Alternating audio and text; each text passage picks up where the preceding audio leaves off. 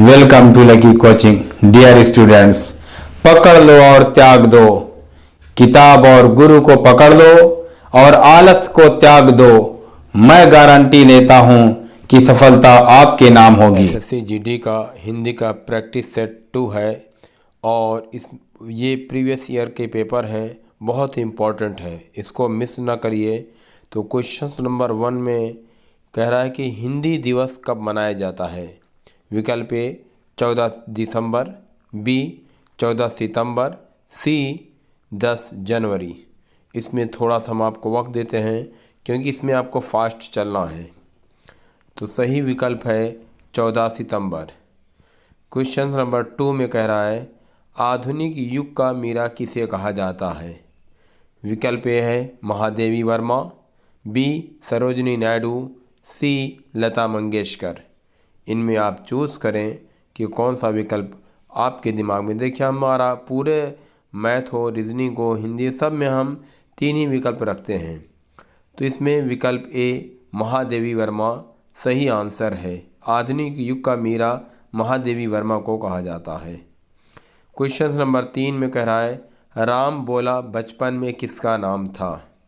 विकल्प ए सूरदास, बी तुलसी कालिदास, सी तुलसीदास।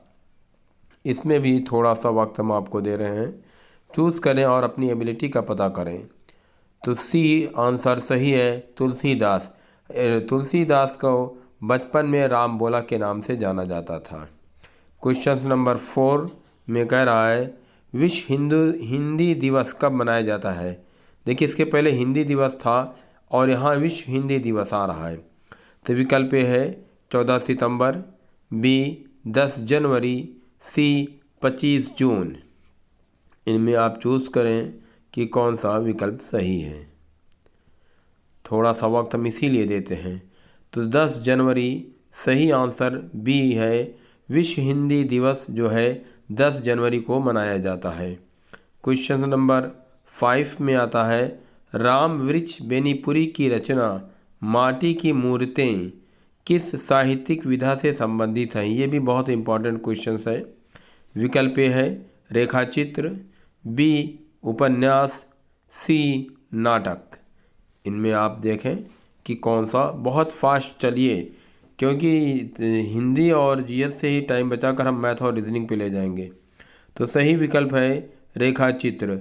राम वृक्ष बेनीपुरी जो है माटी की मूर्तियों को रेखाचित्र के द्वारा निरूपित किए थे। तो ये रेखाचित्र सही विकल्प है। क्वेश्चन नंबर 6 में कह रहा है हिंदी की उत्पत्ति किस अपभ्रंश से हुई। ए विकल्प ए है मागधी, बी अर्धमागधी, सी शौरसेनी। इनमें आप चूज़ करें कौन सा विकल्प सही है। तो सही आंसर है शौरसेनी। हिंदी की उत्पत्ति जो है ये शौरसेनी से हुई थी। ये आप दिमाग में बैठा लें, आगे प्रैक्टिस सेट में पूरा डिटेल्स कर देंगे। क्वेश्चन नंबर 7 में कह रहा है भारत के प्रथम राष्ट्र कवि कौन थे। विकल्प ए हरिवंश राय बच्चन, बी मैथिली शरण गुप्त, सी रामधारी सिंह दिनकर। इनमें आप चूज़ करें कि इन 3 विकल्प में से आप कौन से विकल्प को चूज़ करते हैं। तो सही आंसर है बी मैथिली शरण गुप्त। भारत के प्रथम राष्ट्र कवि थे ये मैथिली शरण गुप्त। क्वेश्चन नंबर 8 आता है आधुनिक युग का तुलसी किसे कहा जाता है।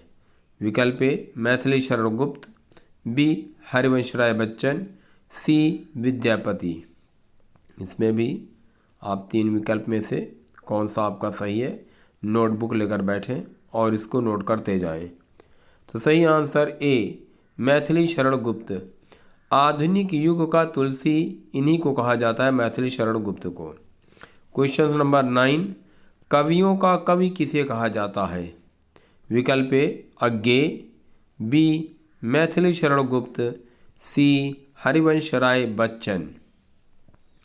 इन 3 विकल्प में से आप अपनी नोट में लगाएं कौन सा सही है। तो सही आंसर है हरिवंश राय बच्चन। हरिवंश राय बच्चन को ही कवियों का कवि कहा जाता है। क्वेश्चन नंबर 10 मानक हिंदी से क्या तात्पर्य है?